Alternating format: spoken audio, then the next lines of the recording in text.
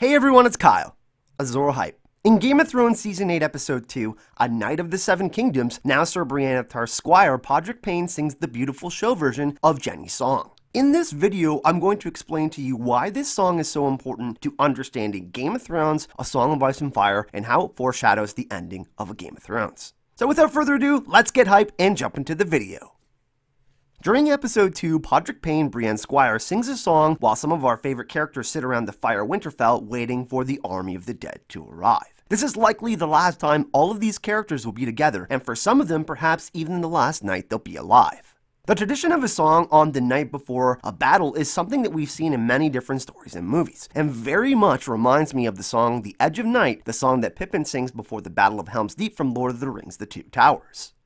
Now, the showrunners of A Game of Thrones and Miguel Sapochnik, the director of Episode 3, have stated that this battle was very much inspired by the battle at Helm's Deep. However, this song foreshadows much more than a Battle of Winterfell. It foreshadows the potential ending for A Game of Thrones and the A Song of Ice and Fire books as well.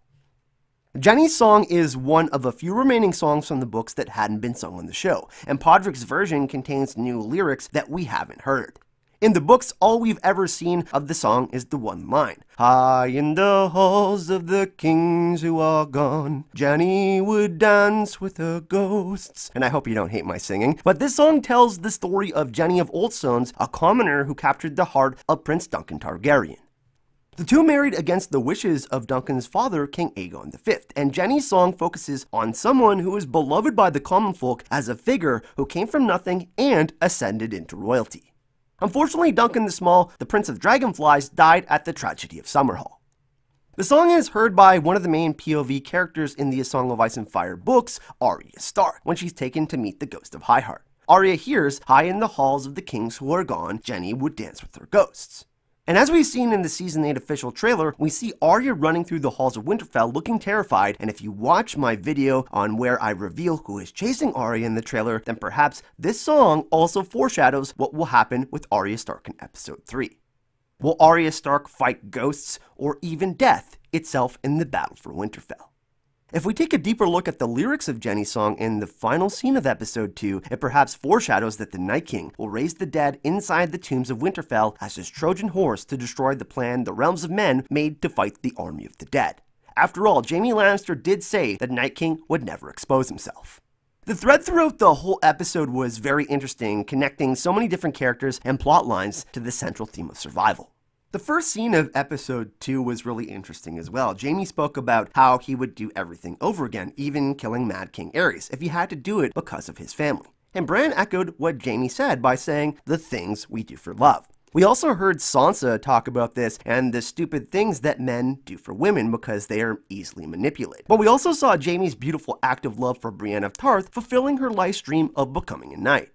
This isn't the only thing that Jaime has done for love. He also pushed Bran out of the tower for Cersei, and he also killed Mad King Aerys, becoming a Kingslayer, ensuring the safety of King's Landing and preventing the Mad King from burning the city to the ground. And we have to remember, now his sister who sits the Iron Throne is very much like Mad King Aerys.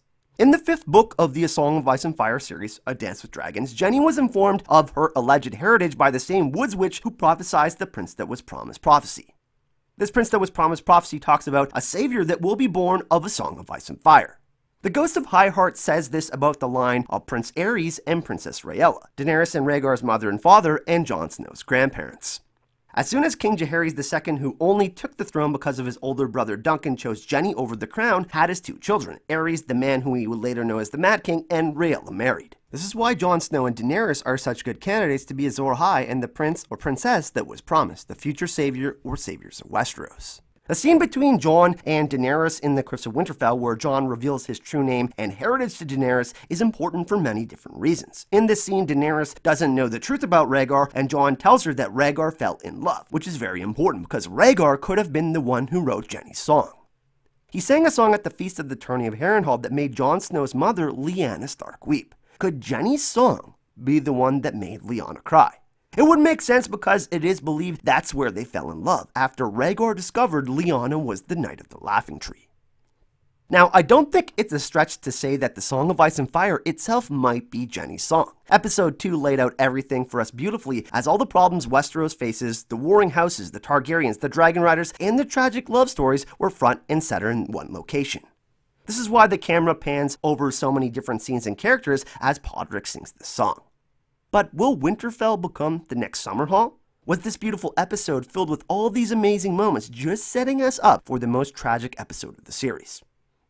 Well, it certainly seems that way. This song is tied to Rhaegar and Lyanna's love, to Jon and Dany's origin, to the Battle of Winterfell, to the Azor Ahai, and the Prince that was promised prophecies, and the future of Westeros.